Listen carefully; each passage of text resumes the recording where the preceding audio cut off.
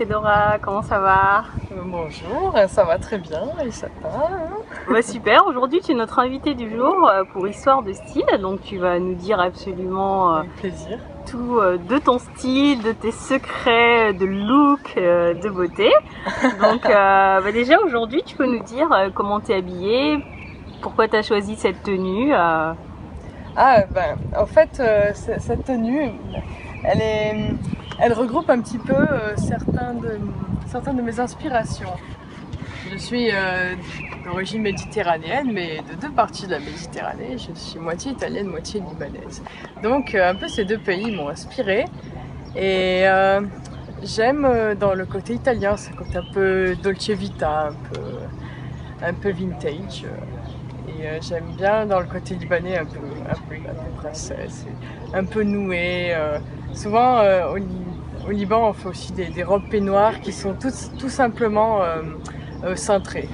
J'aime bien ce simplement cintré. D'accord, donc le chic et l'élégance et... Oui, mais surtout avec des coupes vraiment très simples. Un cintrage qui se fait naturellement sur la taille, simplement avec une ceinture.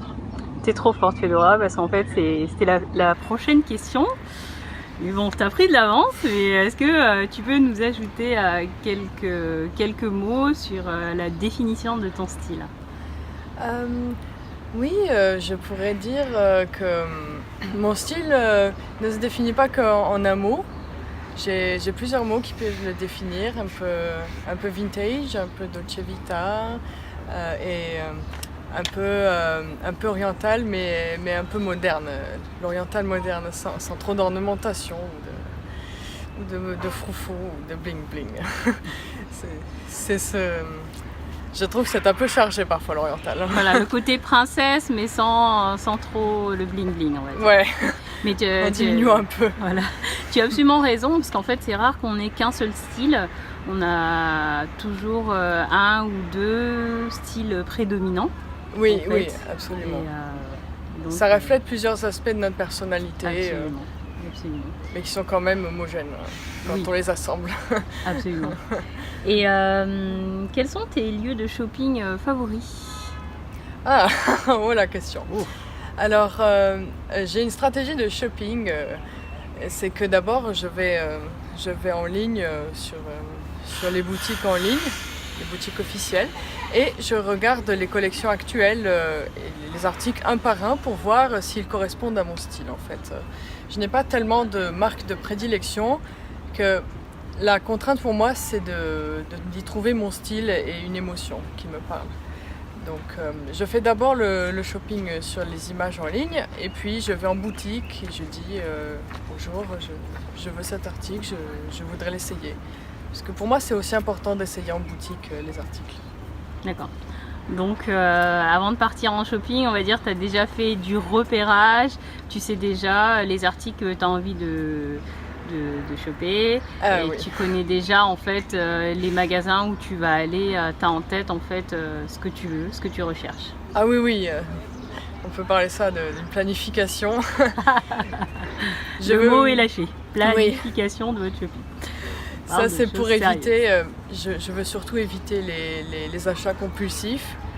Que, en fait c'est issu d'une émotion qui n'a duré que quelques secondes dans le magasin et on achète pour une petite somme quand même. Et puis quand on rentre, l'émotion est partie, on le regrette. On se dit mais comment j'ai fait acheter un article comme ça? C'est un article qui va rester dans le dressing, qui ne sera pas mis, dont tu n'auras pas plaisir à porter ni à voir. Voilà. Donc, c'est vraiment de l'argent perdu. Et tout à l'heure tu as parlé de marques de prédilection, donc quelles sont tes marques toi de prédilection? Ah oui, j'en ai quelques-unes qui reviennent souvent dans les collections, c'est Blue Marine, c'est un petit peu Dolce Gabbana aussi et le côté italien. Oui, c'est le côté italien. Et pour ce qui est un peu du reste de mon style, j'adore Azos. D'accord. J'adore aussi Azos. Et c'est parfois tendance, H&M aussi et Zara. Je suis étonnée de voir, c'est très tendance, je suis étonnée de voir que H&M et Zara peuvent avoir des très bons articles parfois. Voilà, ils ont des coupes assez sympas et oui. beaucoup de choix et ça correspond vraiment. Chaque femme peut trouver son style en fait. Exactement, exactement. Donc, C'est ça. D'accord, donc on va parler un peu beauté.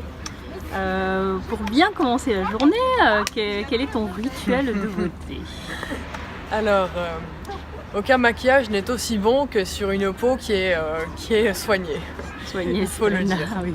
Il faut d'abord soigner sa peau, les rituels du matin et du soir, et définir d'abord son type de peau, hein, et acheter des produits adaptés, les essayer et même essayer les échantillons avec. Vraiment trouver son produit pour son type de crème, vraiment. C'est très important de connaître son type de peau parce que sinon un maquillage ne viendra pas camoufler forcément il peut atténuer, mais il peut pas résoudre en fait des problèmes de peau, donc c'est important de travailler sur une peau saine. Oui, exactement.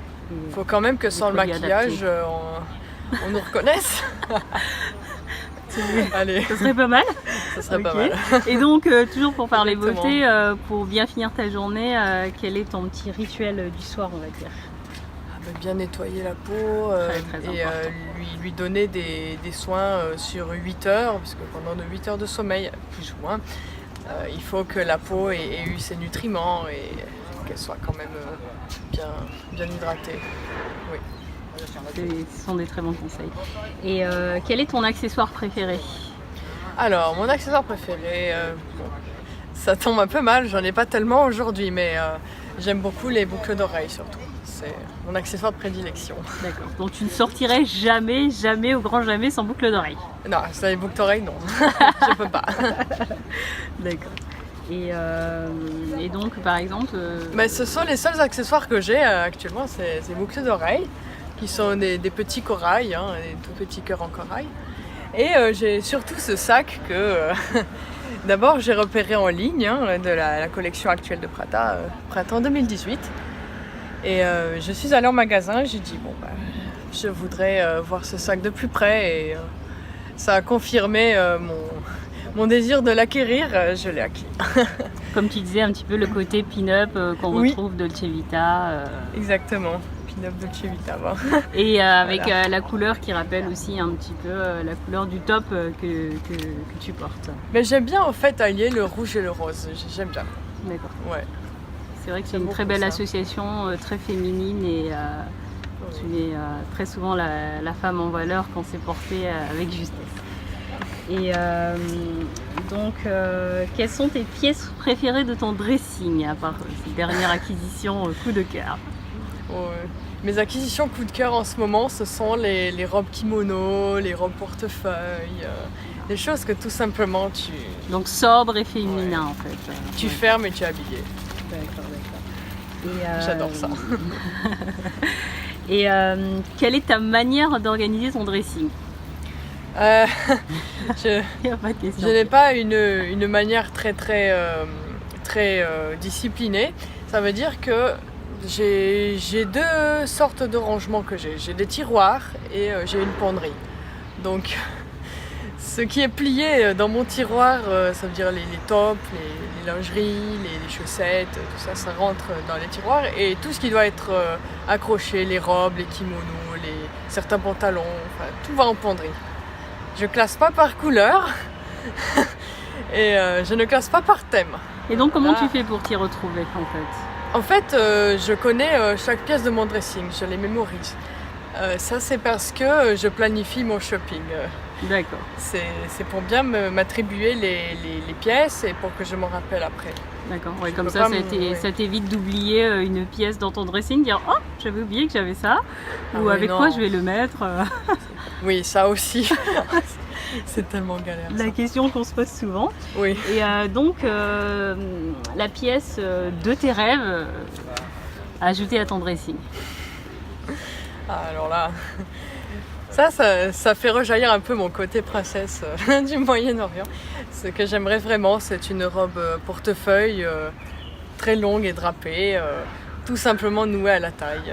Mais à porter le soir ou le jour ou plutôt à porter le soir. D'accord. Un gala, mais pas trop ornementé. Je viendrai tout simplement habillée de cette robe. Je la ferme et je suis habillée. Voilà.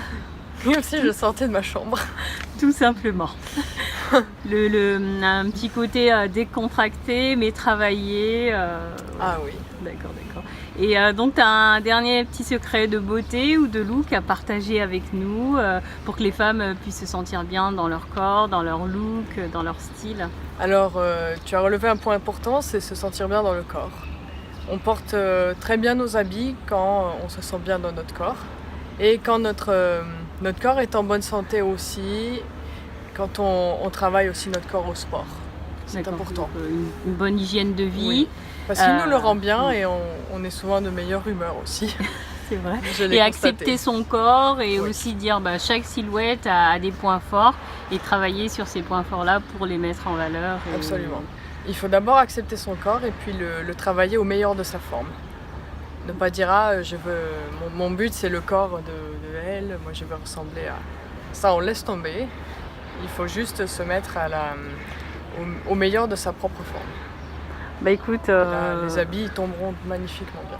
Voilà. Ça a l'air simple en fait, raconter comme ça. Non, moi j'ai mis quelques années à y arriver et à trouver ton style et oui, à trouver ton organisation. C'est une discipline. Oui. C'est une discipline. Écoute, merci beaucoup d'avoir partagé tous ces secrets avec nous. Et de rien. On te retrouve très bientôt pour une autre interview. Oui, avec plaisir alors. Hein. Ciao, ciao. Ciao.